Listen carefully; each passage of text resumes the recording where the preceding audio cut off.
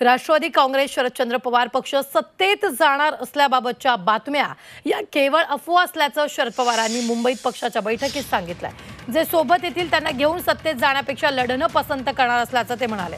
आगामी 15 दिवसात संघटनेमध्ये मोठे बदल पाहायला मिळतील असंही त्यांनी म्हटलंय। 1999 साली आपली जी परिस्थिती होती तीच आता निर्माण झाली। आता आपल्याकडे देण्यासाठी काही नाही, गमावण्यासाठी देखील काही नसल्याचं पवारांनी सांगितलंय। आगामी स्थानिक स्वराज्य संस्थांच्या निवडणुकीत महाविकास आघाडी म्हणूनच सामोरं जाणार असल्याचं ते बोलताना म्हणाले।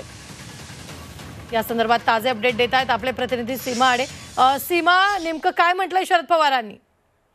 नक्कीच रुबिना, आपण जर बघितलं तर शरद पवारांनी एक महत्त्वाचं भाष्य युवकांच्या बैठकीमध्ये आज केलेलं आहे। ते म्हणजे 1999 साली पक्षाची जी परिस्थिती होती तशीच परिस्थिती आता आपल्या पक्षाची आहे। म्हणजे आपण पुन्हा एकदा सुरुवातीपासून आपल्याला सुरुवात करायची आहे हे त्यांनी युवकांना सांगितलेलं आहे। खरं तर लोकसभा निवडणुकीनंतर प्रत्येक पक्षात जो कार्यकर्ता आहे त्याचा आत्मविश्वास खचला होता आणि आता पुढचे 5 वर्ष आपण काय केले पाहिजे, काय करणार आता आपण विरोधात बसून, असा एक सवाल प्रत्येक कार्यकर्त्यांच्या आणि नेत्यांच्या मनामध्ये उपस्थित झालेला होता। आणि त्याच अनुषंगाने आज युवकांना, पदाधिकाऱ्यांना शरद पवार यांनी संबोधित केलेलं आहे।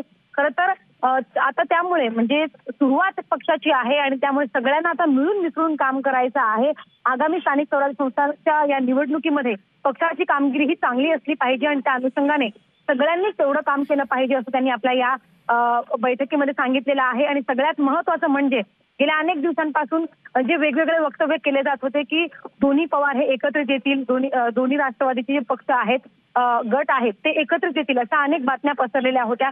त्या अनुषंगाने सुद्धा युवकांना, पदाधिकाऱ्यांना शरद पवार यांनी सांगितलेलं आहे की आपण एकत्र येणार नाही, ह्या सगळ्या अफवा आहेत असं त्यांनी सांगितलेलं आहे।